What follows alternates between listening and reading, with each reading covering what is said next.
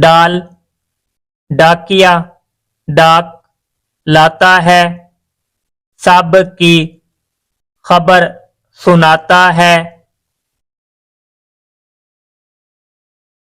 ڈاکیا ڈبہ ڈوڈو ڈوڈو گھر کے صحن میں کھیل رہا تھا کہ اچانک دروازے پر دستک ہوئی۔ ڈوڈو جلدی سے دروازے کی طرف بھاگا تو امی نے اسے روکا اور سمجھایا کہ بڑوں کی اجازت کے بغیر دروازہ نہیں کھولنا چاہیے۔ پھر ڈوڈو نے کھڑکی سے جھانکا تو باہر ڈاکیا ڈبہ لیے کھڑا تھا۔